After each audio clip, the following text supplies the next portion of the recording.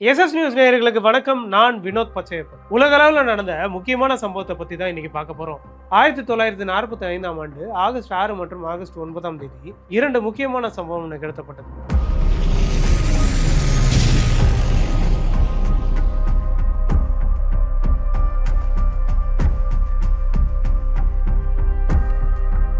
அமெரிக்க படைகள் என்ன பண்றாங்கன்னா, 2ஆம் உலகப் போர் நடந்து கொண்டிருந்த அந்த காலகட்டத்தில் ஜப்பான் மீது 2 அணுகுண்டுகளை வீசுறாங்க. ஹிரோஷிமா நகரத்தின் மீது ஆகஸ்ட் 6ஆம் தேதியும் நாகசாகி நகரத்தின் மீது ஆகஸ்ட் 9ஆம் தேதியும் அணுகுண்டை வீசுறாங்க. இந்த 2 அணுகுண்டு வீசப்பட்டதற்கு பிறகு ஜப்பானே கிட்டத்தட்ட உருக்குலைஞ்சது அப்படின்னு சொல்லலாம். இந்த 2 நகரங்களும் முற்றிலுமா அழிஞ்சதுன்னு சொல்லப்பட்டது. அங்க இருக்கக்கூடிய கிட்டத்தட்ட 2 லட்சத்திற்கும் மேற்பட்ட மக்கள் உயிரிழந்தாங்கன்னு சொல்லப்பட்டது. மேலும் 70,000த்திற்கும் மேற்பட்ட மக்கள் பாதிக்கப்பட்டாங்கன்னு சொல்லப்படுது. இன்றைக்கு வர வழி வழியாக அவங்களுடைய ஜெனட்டிக்கல் ஸ்ட்ரக்சரே மாறிக்கிட்டு இருக்குன்னு சொல்லப்படுது. ஏன் இப்படி ஒரு சம்பவத்தை அமெரிக்கா நிகழ்த்தினாங்க அப்படின்னு பார்க்கும்போது 1941ஆம் ஆண்டு டிசம்பர் 7ஆம் தேதி காலை 7 மணி அளவில் ஹவாய் தீவில் இருக்கக்கூடிய பேர்ல் ஹார்பர்னு சொல்லக்கூடிய பகுதியில தான் அமெரிக்க படைகள் நிலைநிறுத்தப்பட்டிருந்தது.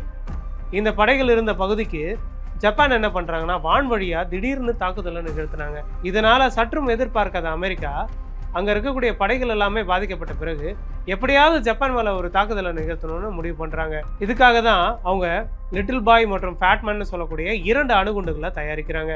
மேன்ஹாட்டன் ப்ராஜெக்ட்னு ஒரு ரகசியமான ஒரு ப்ராஜெக்டை அமெரிக்கா திட்டமிட்டு செஞ்சுட்டு இருந்தாங்க.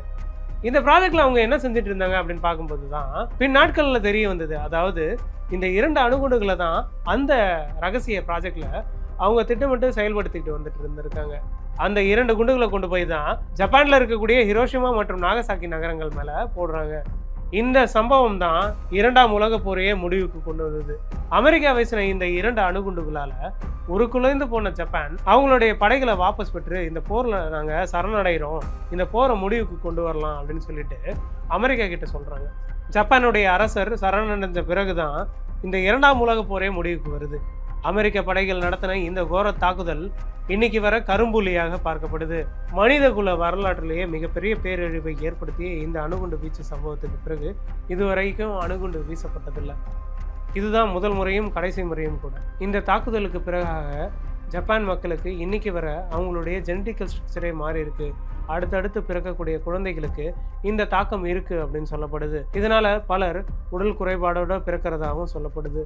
உலக வரலாற்றையே மாற்றி அமைச்ச இந்த சம்பவத்தை பத்தி தான் இன்னைக்கு பார்த்தோம். மீண்டும் மற்றொரு நிகழ்ச்சியில் சந்திக்கலாம். நன்றி, வணக்கம்.